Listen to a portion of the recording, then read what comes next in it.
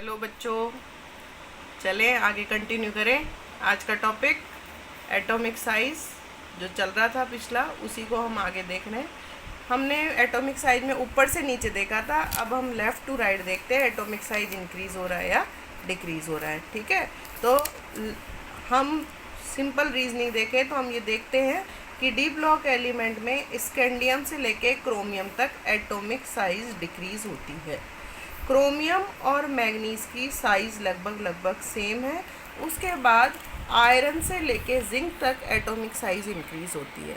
अब इसका रीज़न क्या है वो हम देखते हैं कि फर्स्ट हाफ में एटॉमिक साइज़ डिक्रीज़ हो रही है और सेकंड हाफ में एटॉमिक साइज़ इंक्रीज़ हो रही है। हम यहाँ इलेक्ट्रॉनिक कॉन्फ़िगरेशन पे आते हैं। स्कैंडियम का इलेक्ट्रॉनिक कॉन्फ़िगरेशन है 4s2 3d1, यानी डी ऑर्बिटल में सिर्फ एक ही इलेक्ट्रॉन फिल होता है। ठीक है, जैसे जैसे इलेक्ट्रॉन अनपेयर्ड, जब तक इलेक्ट्रॉन अनपेयर्ड रहेंगे तब तक इनका शील्डिंग इफेक्ट पुअर रहेगा। थर्ड ऑर्बिटल में सिर्फ अभी एक ही इलेक्ट्रॉन है, ये न्यूक्लियस को अच्छे से कवर नहीं करते। न्यूक्लियस का इफेक्ट बाहर वाले इन दो इलेक्ट्रॉन्स पे पड़ता है 4s2 पे, और ये इलेक्ट्रॉन्स को अपनी साइड अट्रैक्ट करता है। अब टाइटेनियम में चलें तो दो इलेक्ट्रॉन भी अनपेयर्ड है, अच्छे से इलेक्ट्रॉन न्यूक्लियस को कवर नहीं करे इलेक्ट्रॉन, और एटॉमिक जो नंबर है वो इंक्रीज़ होता जा रहा है 21 22, यानी प्रोटॉन नंबर बढ़ता जा रहा है, न्यूक्लियस पावरफुल होता जा रहा है, इलेक्ट्रॉन को ज़्यादा अट्रैक्ट करेगा अपनी साइड, एटॉमिक साइज़ कम होगी। वेनेडियम में 3 इलेक्ट्रॉन हो जाएंगे, ये भी अभी अनपेयर्ड है। जब तक इलेक्ट्रॉन अनपेयर्ड है उनका शील्डिंग इफेक्ट पुअर होगा, ये न्यूक्लियस को अच्छे से कवर नहीं करेंगे और प्रोटॉन नंबर बढ़ते जाएंगे। देखो बढ़ गए, 23 हो गए। न्यूक्लियस अपनी साइड अट्रैक्ट करेगा, एटॉमिक साइड डिक्रीज होता जाएगा।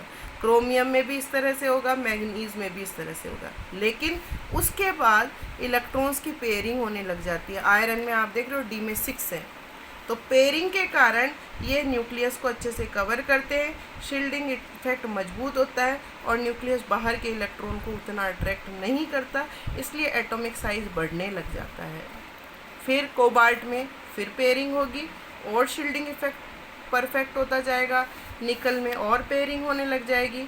अनपेयर्ड इलेक्ट्रॉन जैसे जैसे कम होंगे शील्डिंग इफेक्ट मजबूत होगा और बाहर के इलेक्ट्रॉन्स न्यूक्लियस की तरफ अट्रैक्ट नहीं होंगे और in second half atomic size increase होगा।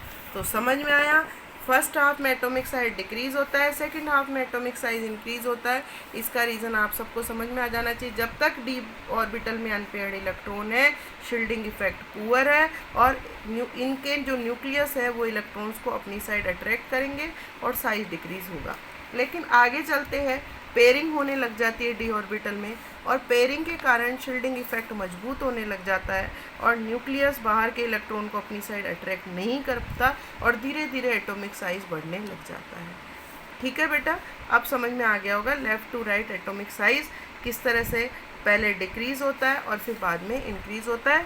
रीज़न अगर मैं देखूँ तो if we move left to right, यहाँ पे शील्डिंग इफेक्ट पुअर है due to presence of unpaired electron, और आगे देखें तो पेयरिंग के साथ शील्डिंग इफेक्ट मजबूत होगा और एटॉमिक साइज बढ़ेगा।